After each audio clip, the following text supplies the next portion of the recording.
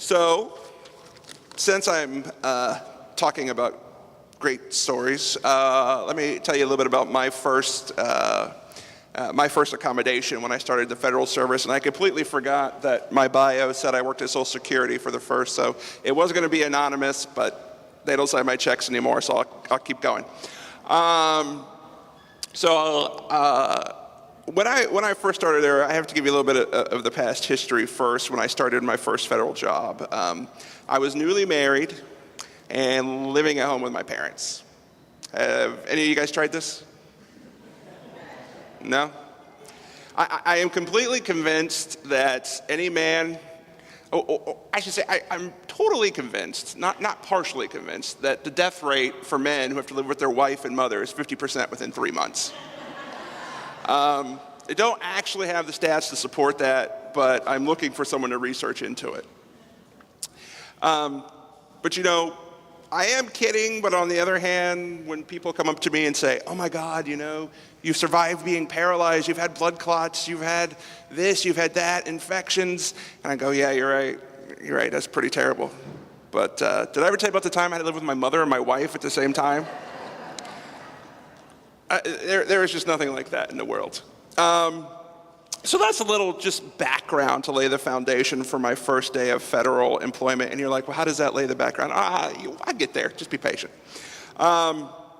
So one of the things I should tell you is that I was hired Schedule A and had done an internship for the agency I was hired for, secretly SSA, I wasn't supposed to tell you.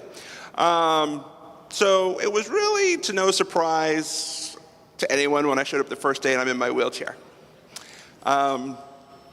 So I go to the cube they've given me, and you know, I don't know if you guys remember Social Security 10 years ago, but it was this 1970s orange shag carpeted, walls falling down, just busted up nasty cube. And I could literally go straight into it, and I can back straight out of it. And that is pretty much all that was there for me to do. I could go straight in, straight out, straight in, straight out. So I wouldn't say it was the best accommodation I've ever had. So I had to take the keyboard and actually set it on my lap because I can't get under the desk, you know. It's those big metal desks that somehow missed being recycled in World War II for ammunition, and they still had it at government buildings. So, you know, I do this for a few months, and finally my accommodations arrive. They say, we got you set up. You're ready to go. Come with us. We're happy to give you your accommodation. Go down the hall. Now, it's still a 1970s shag, busted up, REO Speedwagon, 1970s piece of junk, but it's supposed to be accessible. It's a little bit bigger, and I go around the corner and I see the same huge desk, but they've put cinder blocks under it for me. And I'm not lying, that desk looked like I had parked it in a bad neighborhood and just forgot about it. So, you know, it's fine the first day. I go, you know, I look at it and I'm like, oh, this is kind of junky, but oh well, I got meetings. Come in the next day, pull under it, hit it with my chair, bam, falls over. I'm like, I'm not so sure this is the accommodation I was looking for. So, you know, come in the next day, bam, falls over.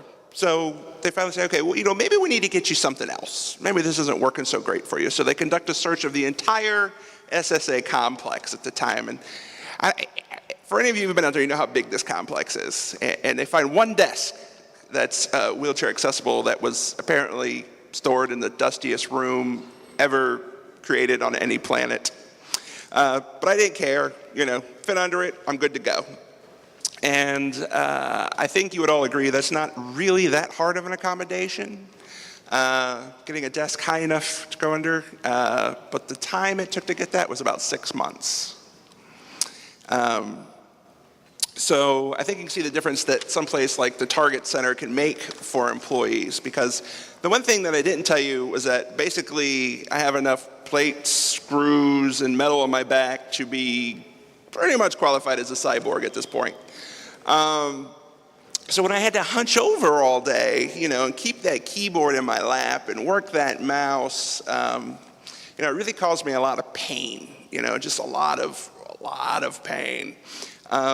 So, did that go to a little bit of my production? Maybe. I still think I was kicking butt, but I could have kicked more butt if it was accessible.